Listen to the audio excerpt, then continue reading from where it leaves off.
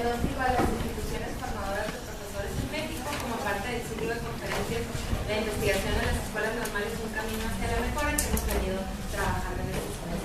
Le voy a pedir a nuestra directora, la maestra María de la Paz Borja-Acuña, que nos presente las clases de la... Muchas gracias. Bueno, yo me voy a decir si no, buenas tardes, bienvenidos compañeros, estudiantes. Es para mí un gusto, en lo particular y en lo profesional, que nos acompañe la amiga y la doctora Graciela Cordero Arroyo.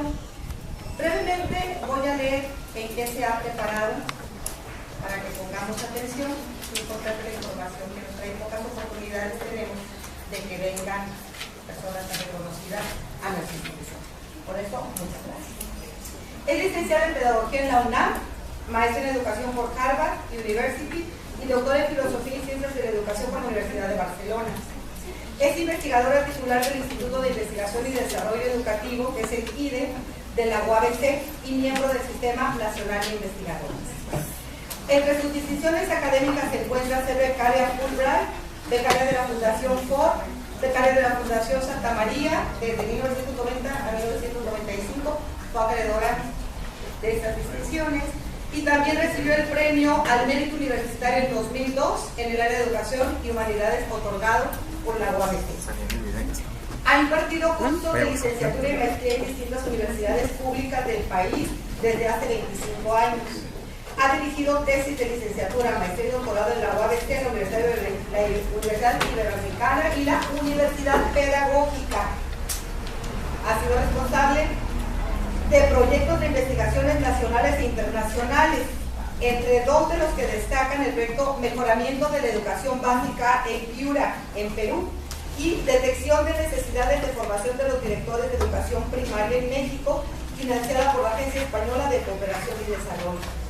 Actualmente trabaja en el proyecto Estándares de Desempeño de Asesores Técnico-Pedagógicos de Educación Básica en Baja California, financiado por CONACYT.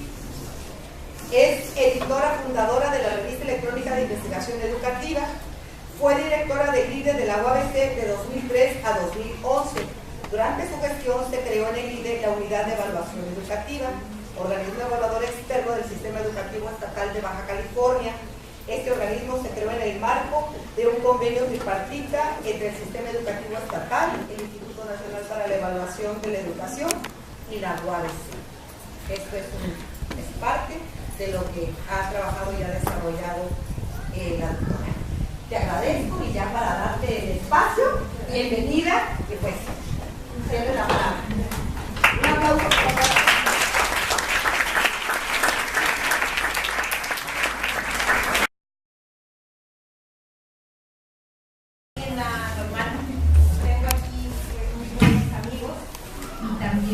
colegas que hemos trabajado en diferentes proyectos y que nos han apoyado en diferentes actividades.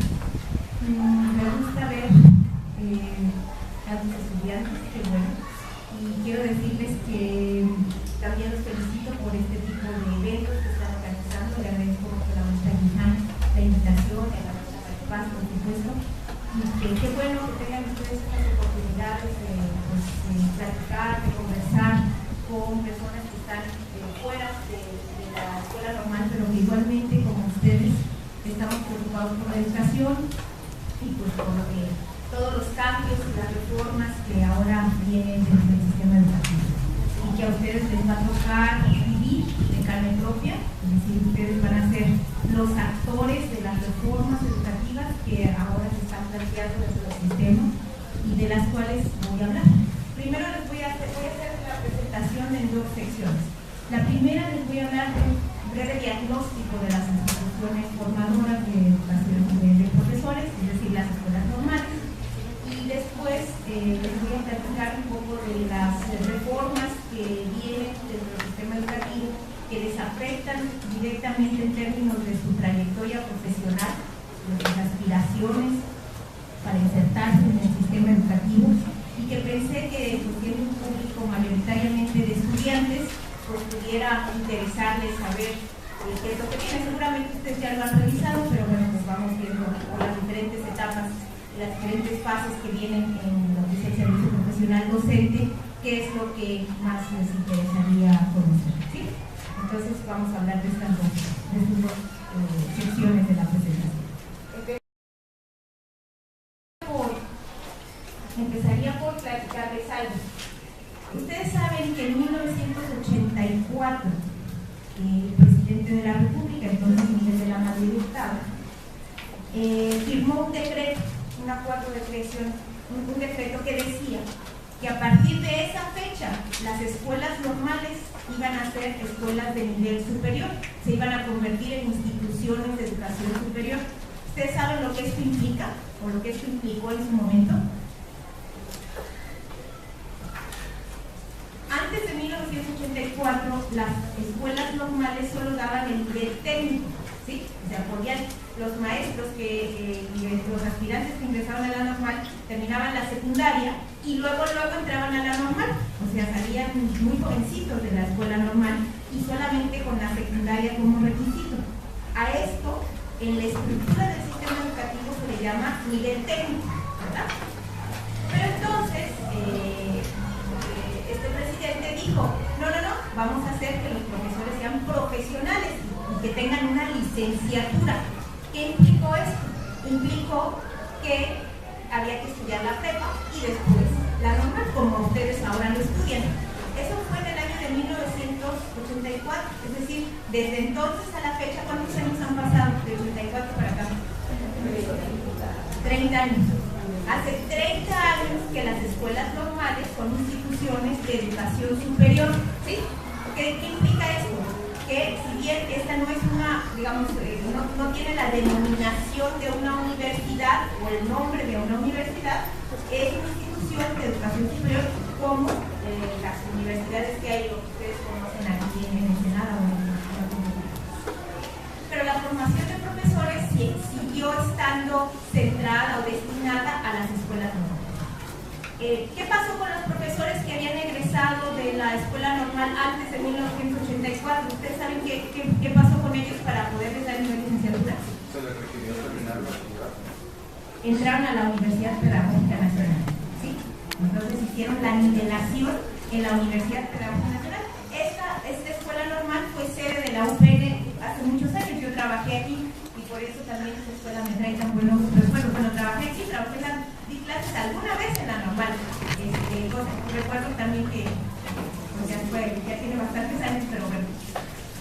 Entonces, a los profesores que habían egresado, que tenían el nivel técnico, ya saben esto lo que significa, pues entonces se nivelaron a través de la Universidad Pedagógica Nacional. Función que ya no tiene la Universidad Pedagógica Nacional. La universidad ya no hace nivelación, ¿sí? Ya solamente está para, ya tiene licenciaturas propias y posgrados propios, pero ya no trabajan aquí. Okay. Bueno, pues decíamos que hace 30 años que sucedió esto. O sea, háganse ustedes de cuenta que de la noche a la mañana el presidente Miguel de la Madrid dice, firma un decreto y dice, a partir de mañana las normales van a tener nivel de institución de educación superior. Pues eso fue muy bueno, fue un gran logro para los profesores, un gran logro para la profesión docente, pero fue muy desconcertante para las escuelas normales, ¿sí? O sea, quiero decir, de repente dijeron, ¿y nosotros? ¿Y qué hacemos con eso, no? O sea, ya somos instituciones de educación superior y eso, ¿qué significa? ¿Con qué se come? ¿Cómo organizo a mis profesores? ¿Qué va a implicar para mis profesores? ¿Qué implica para mis estudiantes? Además de que ahora voy a recibir estudiantes que vienen de la preparatoria, ya no de la secundaria. Entonces, esta situación tuvo también un cierto desconcierto dentro de la estructura de la SEP misma, de la Secretaría de Educación Pública. ¿Por qué? Porque antes, cuando las normales tenían nivel técnico, dependían de la Dirección General de Educación Normal, ¿verdad? Que después se convirtió en la Dirección General de Educación Normal y Autorización del Magisterio. Pero hasta 2005, la Dirección General de Educación Normal pasó a depender de la Subsecretaría de Educación Superior. Es decir, estructuralmente, la SEP tampoco sabía qué hacer bien con las normales, dónde acomodarlas. No sé si me explico, ¿sí? O sea, decían, pues ya tienen un decreto que son instituciones de educación superior, pero seguían asociados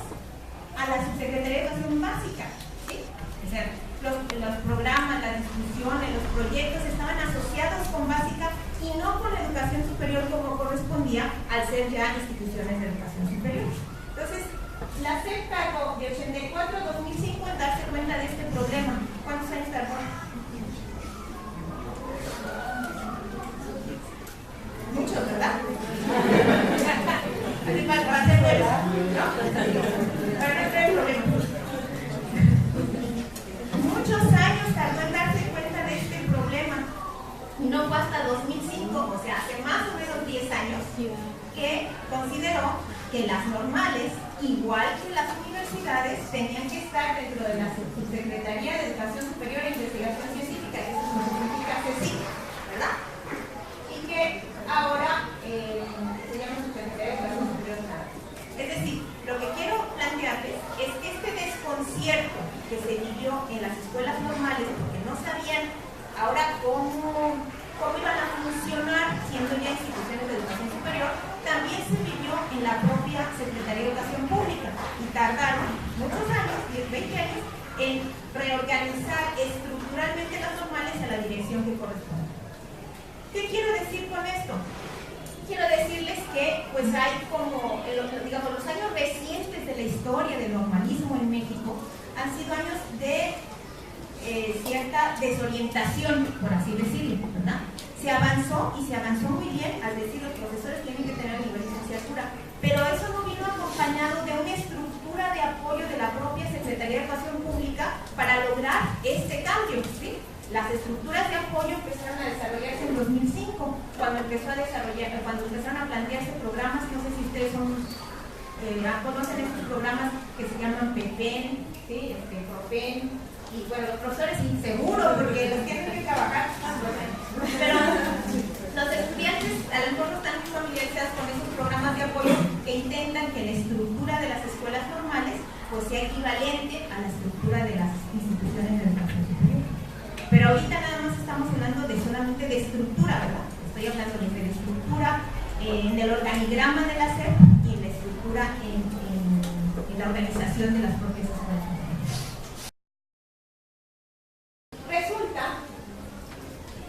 ¿Qué pasó en estos años? Bueno, ¿qué ha pasado en estos años? En este diagnóstico que hice o que planteo sobre las escuelas normales, yo planteo que las escuelas normales tienen 3 características. 1, que es un sistema muy diverso. 2, que tiende a contraerse al paso del tiempo. Y 3, que es endogámico. Voy a explicarles cada uno de ellos, ustedes me dirán si hay alguna duda o voy muy bien. Es diverso. Ok, yo ahorita he hablado de la escuela normal, ¿verdad? En general. Pero resulta que no existe una escuela normal. Hay muchos tipos de escuelas normales, ¿sí? Cada una con su historia, su tradición, su problemática, su reconocimiento, etc. Hay un señor que se llama Alberto Arnault, no sé si lo han leído para también la licenciatura, seguramente que sí.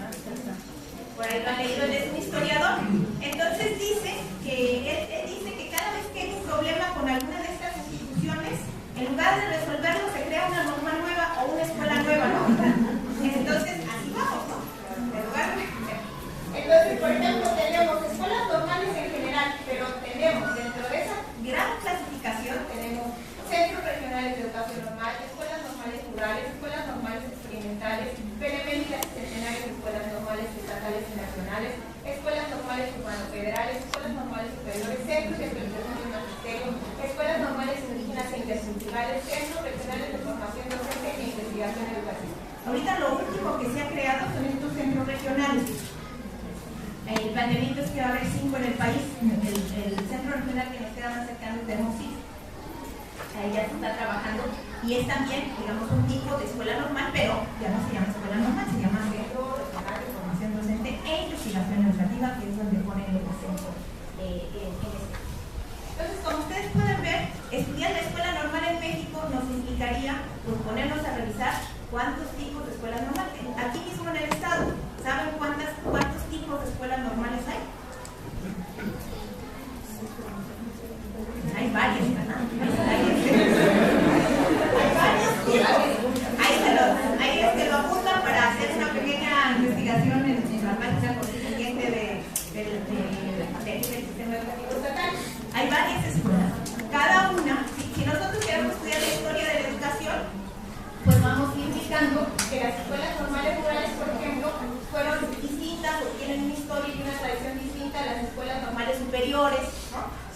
escuela ha tenido una línea de trabajo, una trayectoria y una tradición, y todas ellas son igualmente importantes en algún momento de la historia de la educación.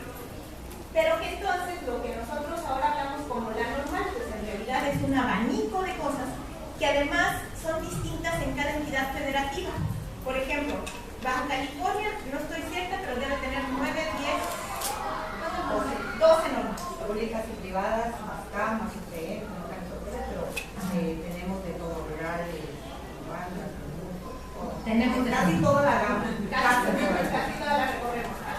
Pero nosotros tenemos 12 en Baja California. ¿Saben cuántas tiene el Estado de México? ¿Cuántas normales tiene el Estado de México? 54. 54 normales. Es un mundo de normales. Pues decir, bueno, pues es que el Estado es muy grande, pues ha habido ahí una influencia de normalismo muy fuerte, entonces son como 50. ¿Cuántos tiene Colima? 3. ¿No? Es un estado más pequeñito, pues claro, menos movimiento. Pero lo que está sucediendo es que si nosotros queremos estudiar el normalismo en México, pues nos tenemos que ir a ver cómo se configuran las escuelas normales en cada entidad federativa. Pues el normalismo de Baja California es distinto del normalismo de Oaxaca. Bueno, Oaxaca es muy famoso, me imagino que han ustedes escuchado las problemáticas que plantea el normalismo oaxaqueño, o el normalismo de Michoacán, o el normalismo de Sonora, en fin. Es muy difícil, desde mi punto de vista, hablar de un normalismo, pero obviamente para efectos de políticas y de prácticas, pues la gente tiende a hacer referencia a que existe escuela normal. Ya ahorita con esto que les he dicho, espero les quede claro que hay una gran diversidad y que seguramente, aunque tienen un plan de estudios común, ¿verdad? Porque eso es una de las características del sistema educativo mexicano, que hay planes de estudio que son nacionales. Pues digamos, la cultura de cada una de esas normales imprime en sus egresados pues, características distintas, ¿verdad? No sé si alcancen a ver esta tabla, ¿no, verdad? Entonces vamos a ver un poco para decirlo. Son los ciclos escolares de 2001-2002 a 2011-2012, es que hay 10 años de ciclos escolares.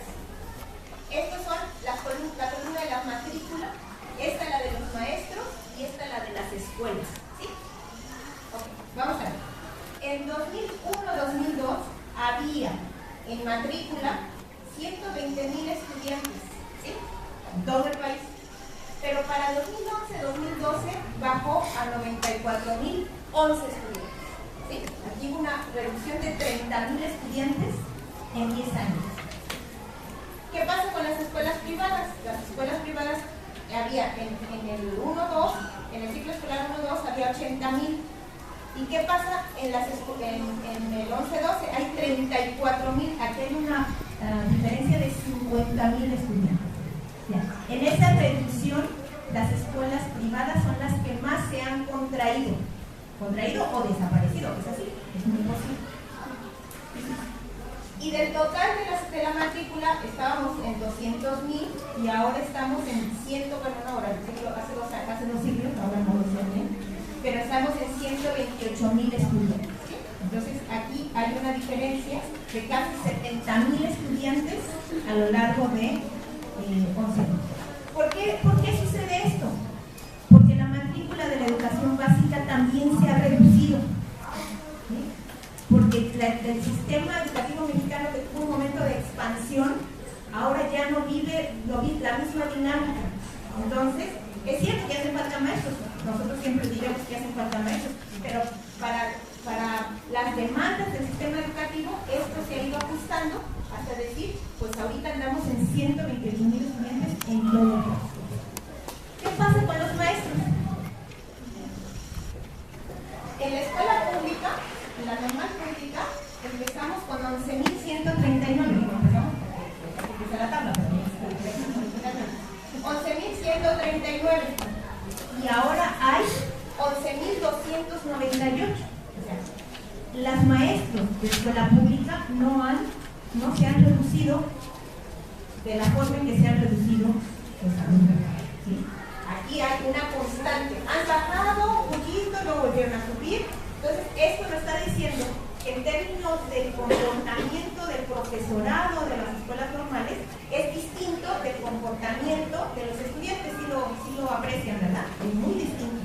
No es lo mismo una reducción de 70,000 que mantener los maestros.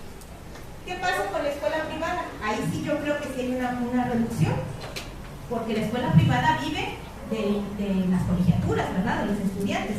Y si se han reducido tanto los alumnos, pues evidentemente no hay dinero para pagar tantos sueldos. Y por lo tanto tenemos 6.227 maestros que empezaron en esta tabla, y ahora hay 4.200. Hay 2.000 maestros menos en la escuela. En total tenemos 17.336 maestros contra 15.501 que ahora existen, y que la diferencia está dada por el peso de la escuela privada, no por el peso de la escuela pública. Y en escuelas, pues más o menos es la misma historia. Las escuelas privadas tenían más o menos había 351 escuelas públicas y ahora hay 260. Había 304 escuelas privadas y ahora hay 206, o sea, hay 100 menos. Y de 655 escuelas ahora hay 466. Hay 200 escuelas menos. Entonces, lo que estamos observando aquí es que en 10 años el sistema se ha ido contrariando, ha ido reduciendo. En 10 años el sistema se ha ido contrariando, ha ido reduciendo. Hay muchas explicaciones que podemos darle a este fenómeno, esto es lo que llamamos un fenómeno educativo. ¿Por qué? Una de las razones ya se las dije. Hay menos demanda de profesores, ¿sí? Entonces, imagínense ustedes que si hay por ejemplo, en el caso de los egresados de nuestro estado, ¿no? En Mexicali, donde están concentradas las escuelas normales, estas dos escuelas que mencionaba la maestra, en La Paz, pues hay 8 en Mexicali. Los egresados de las escuelas normales de Mexicali ya no encuentran trabajo, no hay plazas en Mexicali, porque ya el sistema se ha ido contrayendo. Entonces se tienen que ir a Tijuana a buscar trabajo, porque ahí Tijuana ustedes saben que crece y crece y crece, ¿verdad? Ahí sí es una expansión, es una explosión poblacional muy importante. Pero ¿qué pasa? Los maestros los egresados concursan o obtienen plazas en Tijuana y al ratito ya se quieren regresar a Mexicali, obviamente, porque quieren acercarse a su casa. Y entonces ahí hay un problema. Donde se requieren normales es en Tijuana, ya no en México. Entonces la matrícula de Mexicali pues va a tener que seguirse contrayendo para dar espacio a que crezca la matrícula de Tijuana. O el caso que les decía de las escuelas normales del Estado de México, que hay tantas escuelas normales, pues es posible que los egresados pues ya no puedan tener opciones de contratación, ya no va a haber plazas. Y esto que les estoy diciendo es muy importante porque tiene que ver con lo que vamos a hablar en adelante. Cuando se hacen los exámenes de ingreso a la carrera docente, que a ustedes les va a tocar hacer, ¿verdad? Y dice la gente, los maestros reprobaron, están diciendo una tontería, ¿no? Es una aberración, no, los maestros no pueden reprobar. Lo que pasa es que no hay suficientes plazas para esos maestros y simplemente cortan hasta donde hubo plazas. Entonces los que quedaron debajo del corte no son maestros reprobados, son maestros que no alcanzaron plazas, ¿sí? Entonces si hay 500 plazas para Baja California, por decir algo, ¿verdad?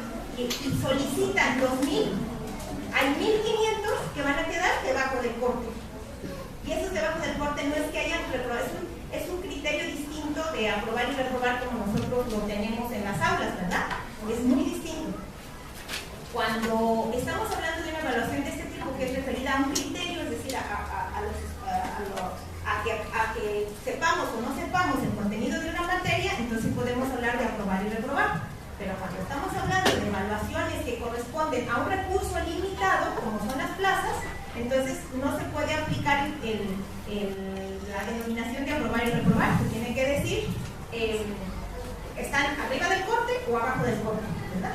Porque eso no depende de ninguna otra cosa más que del número de clases que existen. Eso lo vamos a ver en un ratito. Bueno, aquí les traen las gráficas que tampoco se van a ver. Pero es lo mismo que les estuve diciendo, nada más que con grafiquitas, ¿verdad? La misma evolución de la matrícula. Por ejemplo, esta es la evolución de la matrícula total. Aquí ven cómo baja. Esta es la evolución de la matrícula de la escuela pública. Aquí ven cómo baja, sube un poquito, pero se mantiene. Y esta es la evolución de la matrícula de la escuela privada. Sí, por favor. Ok. Esta representa el número de alumnos que hay por maestro. Como ustedes vieron, si nosotros vimos que los alumnos bajan, pero los maestros se mantienen en la escuela pública, ¿verdad? Okay. Que los maestros se mantengan en la escuela pública merece todo un análisis al interior de las propias escuelas normales, que yo no voy a hacer, pero que necesitaría pues, un análisis cuidadoso de qué es lo que está pasando. Nosotros decimos que se redujeron en 23% el número de estudiantes para las escuelas públicas y en 36% para las escuelas privadas. Más o menos haciendo un cálculo y manteniendo, digamos, el supuesto de números,